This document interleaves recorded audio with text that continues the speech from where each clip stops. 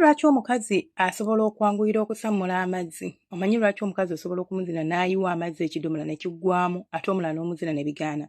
By the way, as we age, yadde wali osquatinga ng'amazzi olina mayitirivu ng'oyiwa buyiyi, munnange gy'okoma okkula amazzi gano gagenda geesala. Ekyo nkigamba abakyala bali abastrugglinga n'amazzi. Senga nalina amazzi gange naye kaakati omusajja nagwanzina ya gasobola n'okubula. Ate waliwo n'abo abasobola okireceivingako omulundi gumu n'ataddamu kirabako.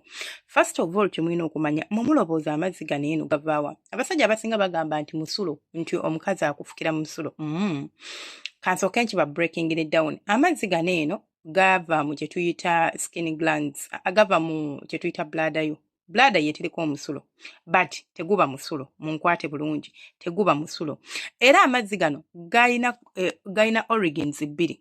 Waliwo kye tuyita skin glands mu mukyala nga zo ziri responsible kubeera nga zikola amazzi mu mubiri gwo naddala ng'oli mu nsonga z'okwegatta oba ez'okwezina.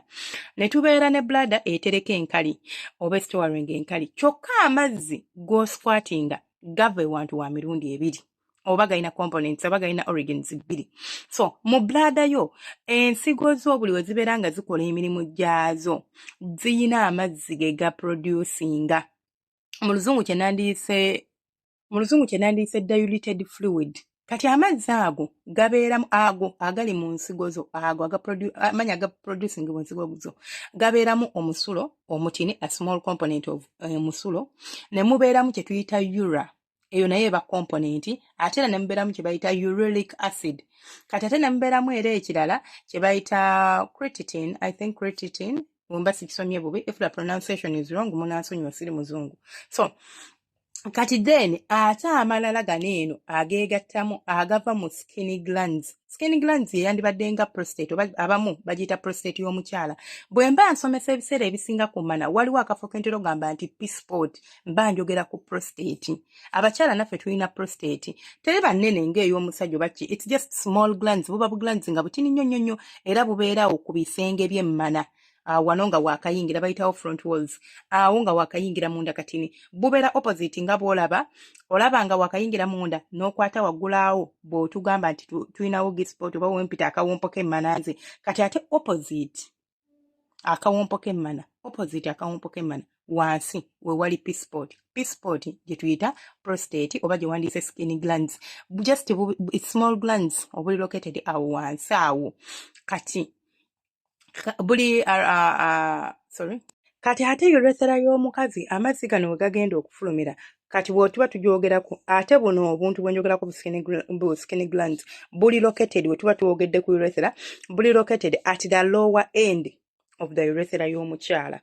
Mazzi kyagafuluma mu skin glands, amazzi ago gabeeramu olwo kye tuyita antigens kye twandiyise PSA, prostate antigens twandise PSA ne glucose, just ne ka fluid akatini akalinga otuta, just bwe kati milk, bwingamba milk, just something like that. Kati ne geegatta mu gali agali okwesonda mu bladder yange, awo ne ndyoka mbeera nga bwe ntuuka ku piiki y'obwagazi nsobola okufulumya amazzi ago wefu ne gayitirira. Lwaki omukazi asobola okufuluma amazzi ago mangi oba lwaki nze siguyita musulo era sikkirizigana na muntu aŋŋamba nti musulo? Ffenna abakyala singa gwali musulo, singa bannange ffenna tugunnyaala. Mulekerawo okugamba abantu nti eyo nkali kubanga ffenna tulina obusobozi obufuka, nti waliwo omuntu atalina obusobozi bufuka. Era bw'oba tofuse bagamba oli mulwadde. Ne bw'onywa amazzi nga mangi n'ojjuza bladder yo nga tolina capacity esobola gafulumya, mukwano tosobola gafulumya. Kyokka ng'ate akamu ku kakodyo k'osobola okukozesa okufuna amazzi g'omukyala kunywa mazzi n'okatankira ecupa ky'amazzi ekyo kiraba kiramba. Katonda bw'akuyamba omusajja n'akusumula n'akutuusa. So the real deal here si yakubeera nti amazzi ngavaawa, si yakubeera nti ki, but kubeera nga nfuna obwagazi obwo buli bwe mbufuna ne buyitirira ng'amazzi mproducinga, buli bwe nga producinga ne gajjula gaba gayina kufuluma kubanga gaba gafloodinze nga bw'olaba pipa bwejjula neeyiika nga tekyalina weetereka. Kati bwekito bwe kiba kyova olaba omukazi osobola omuzina n'asamula nga buli bw'ayima n'atuuka asamula, buli bw'ayima n'awulira nga biwooma ng'asamula, buli bw'ayima n'awulira nga biwooma ng'asamula. So bwekito bwe kiri. Weewawo naturally waliwo abakyala nga ye teyeetaaga that intense kumuyimya nga ye omubiri gwe bwe gutyo bwe guli. nga yesi wa science aba science tubiveeko tusooka kudda ku baana abaffe abeewaffe yanywa ekitiko kye yanywa obushera bwe yakulira ku mata mumanyi nti amata galeeta amazzi amata miliki nze nno amata naye olina kunywa gabuguma naye kati nze anyway galeeta munnanga amazzi era osobola okunywa ngayo ekikopo ky'amata mu abakyala bamanyi nti ndi mukalu nga mugenda kwezina n'ebbaawo n'onywayokko ekikopo ky'amata agabuguma galeeta amazzi bulungi nnyo munnanga ojja kuba ng'osobola okufukira ku musajja amazzi mulekerawo okuwoza nti nkali bw'oba nkali nammwe mugifuke kale bwemba mulowooza byangu si nkali bwagazi kasita bukusukkako ng'ate already gwe kennyini mu mubiri gwe mulimu amazzi kubanga era bw'oba ng'oli dehydrated tolina gy'ogenda gajja oyala mungase nga njala ddagala ly'amazzi tonywa amazzi gano aga bulijjo onywa giraasi emu oba kitundu kya giraasi ng'ate olya na mmere which means the salt that is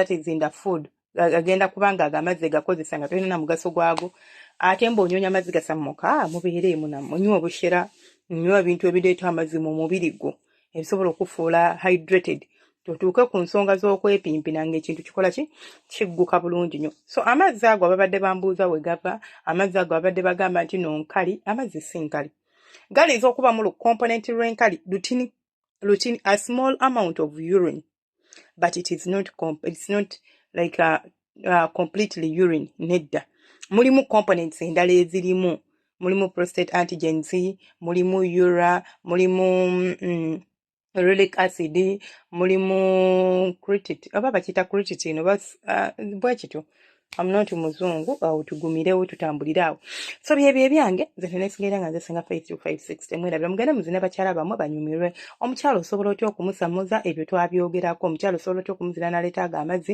okubeera ng'osobola okumasitaringa omubiri gw'omukazi gw'odiiringa naye at that given time tokompeyalinga bya Saala ku bya Brenda alina ebimunyumira bw'ozuula nti ebbeere lyerivaako obusomi oba lyerivaako obuwoomi nga muzina kwata olinyole bw'onsuula nti nno nti ono musino gwe gumutabula mukuba akacabali tulina styles nga 3 ze tukakubiramu nabagamba akacabali okakuba babigina ng'omuntu yeebase naye baka wansi n'atula waggulu kimissionary kyaffe ekyo kya buli omu so okikubiramu akacabali bakakuba ng'omuntu asitamye bakakuba lonka ku balwo ngambi akakuba mu kabuzi agiramu era basically obanga asitamye kabeera nga keekamu omusajja ositama busami n'okola bati omusajja n'ajja wano kumpi n'asooka akusabula n'osammulawe pya so mukuba akacabali asammule bw'otegeera nti gwe musino bwe kiba kyetagisa guweeweete bwe kigaana do some things mukole ebintu ebinyumira abakyala bammwe mubeere mwe bulungi temwerabira subscribinga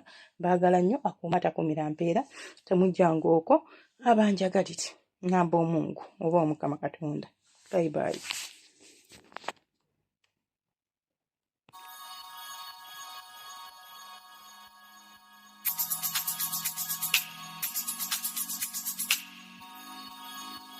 Yeah.